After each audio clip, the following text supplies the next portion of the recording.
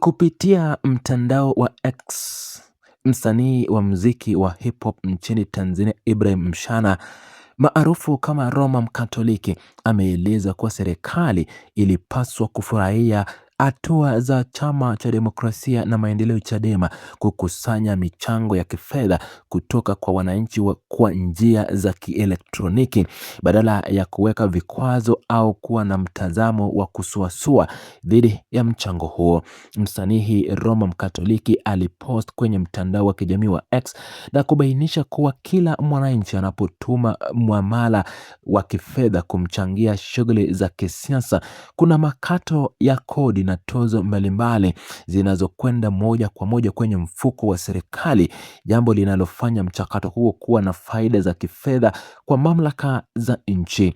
Tukio hili linatokea wakati Chama cha Demokrasia na Maendeleo kikiwa katika kampeni kabambe ya kukusanya shilingi milioni 334 kutoka kwa raia na wanachama wake ili kufanikisha maandalizi na uendeshaji wa kikao cha baraza kuu kilichopangwa kufanyika tarehe 15 Septemba mwaka huu.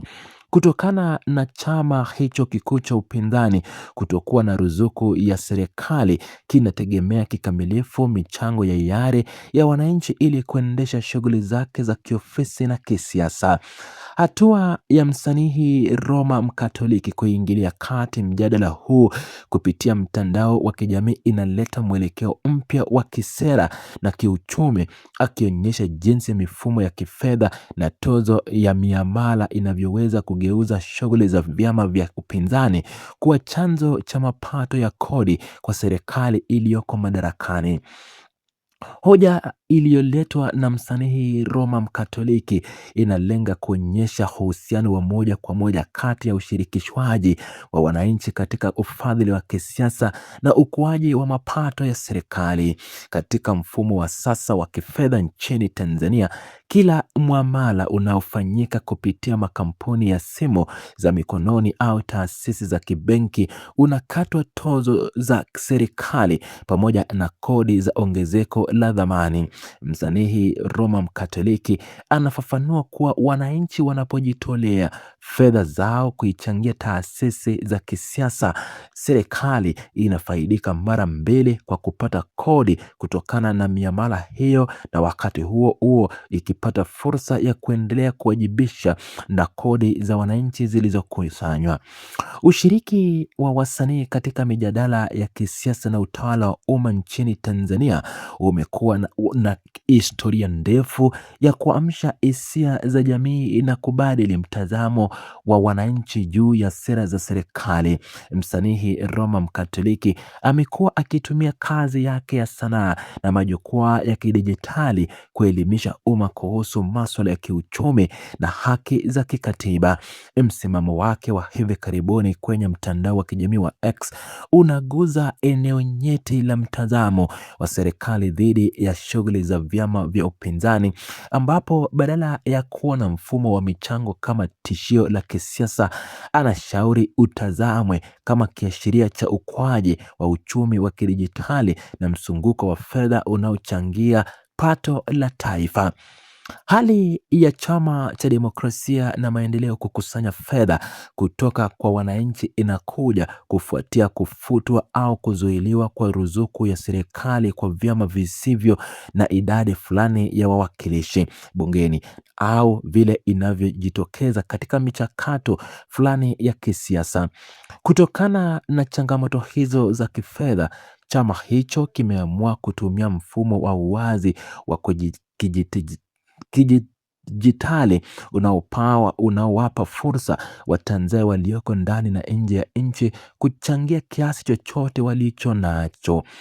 Msanii Roma Mkatoliki anaeleza kuwa jitihada hizi za wananchi hazipaswi kukatishwa tamaa na propaganda za kisiasa, kwani serikali yoyote yenye uelewa mpana wa kiuchumi inapaswa kuunga mkono mzunguko wowote wa kifedha ulio halali kisheria na unaolasalisha mapato ya kodi. Akiendelea kufafanua msisitizo wake, msanii Ibrahim Mshana maarufu kama Roma Mkatoliki anaeleza kuwa kutoa michango kwa chama cha siasa hakumaanishi wananchi wanaacha wajibu wao wa kuhoji na kuikosoa serikali iliyoko madarakani. Anaeleza kuwa serikali inatumia kodi zinazokusanywa kutoka kwenye miamala hiyo hiyo ya wananchi. Hivyo ni haki ya msingi ya kila raia kuhakikisha fedha za umma zinatumika kwa uwazi, uadilifu na kuleta maendeleo ya dhati kwa jamii.